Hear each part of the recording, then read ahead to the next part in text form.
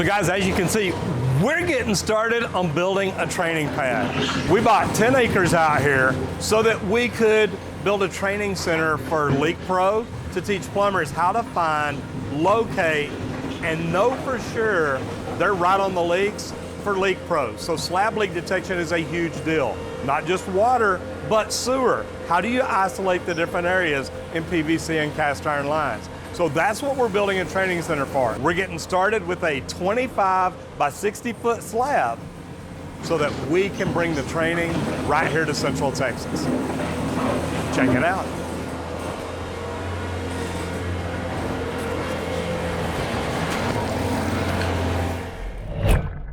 It was great to get started out there. Now, the barn, this is where we're gonna end up building housing for our training center. We're gonna end up building a shop out there. We've kind of already done that, but we had to dig down about 6 or 7 inches. We wanted a good 5-inch thick slab, which is what most homes are. Some are a little less, some are a little bit more, but we wanted to remove some dirt. That way we could get a good thick pad and any rain coming out would roll right off the front. So we wanted to put a little slope on it.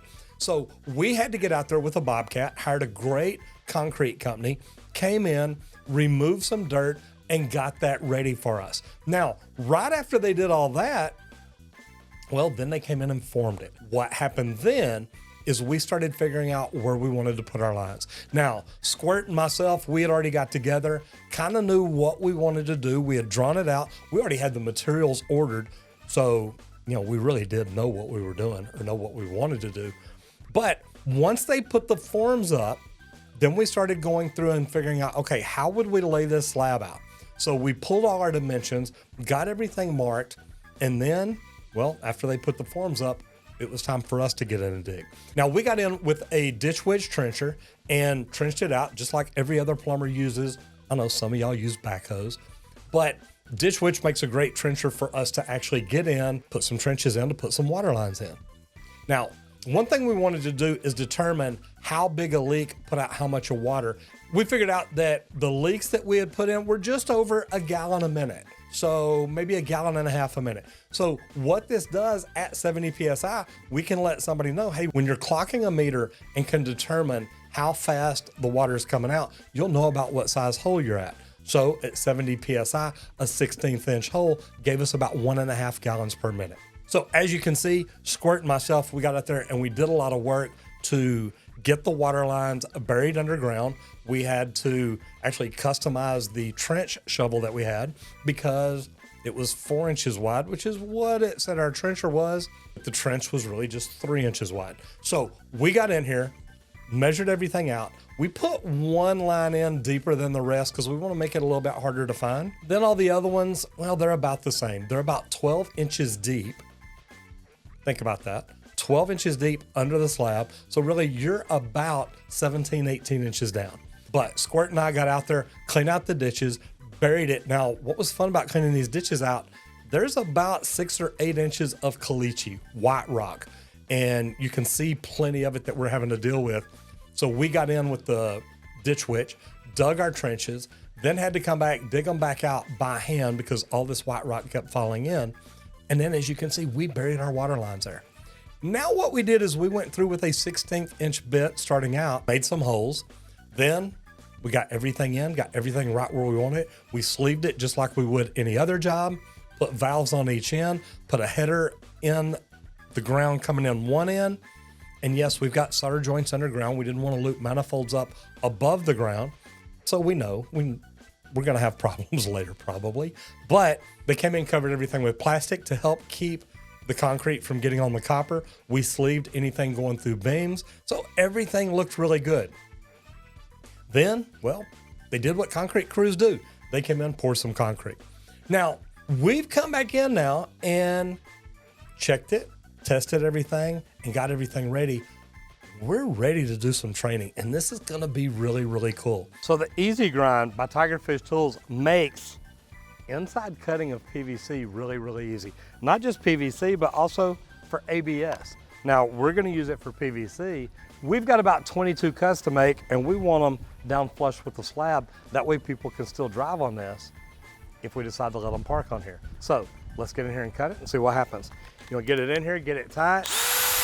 Everything's good. You want to make sure you're spinning clockwise, and you want to keep everything parallel to the pipe.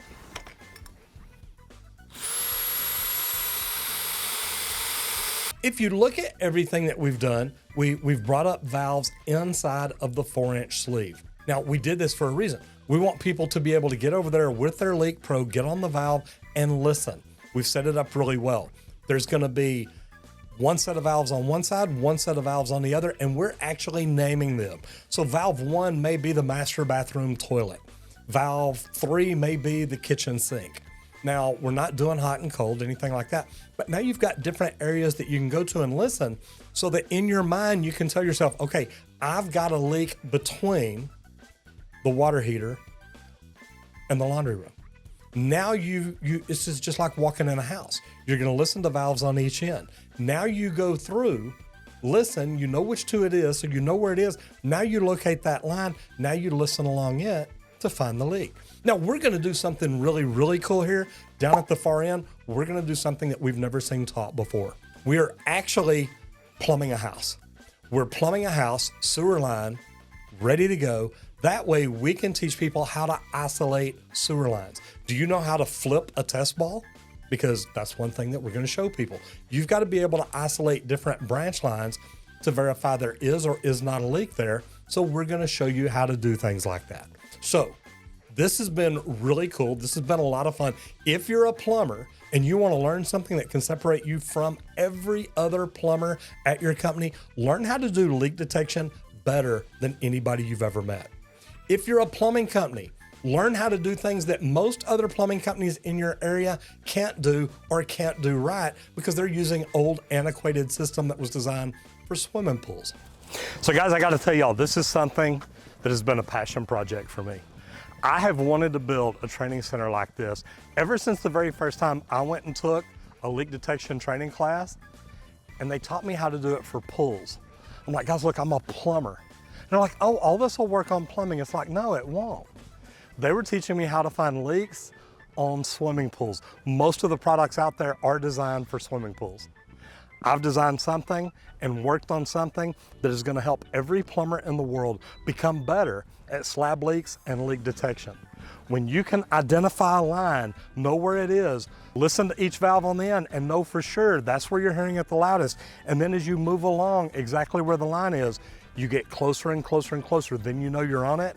It's an amazing feeling. So go check out leak-pro.com. Check out the equipment. If you're interested in training, contact us. Give a call to Squirt, give a call to me. We'll help you figure out everything you need to know to help you become the very best.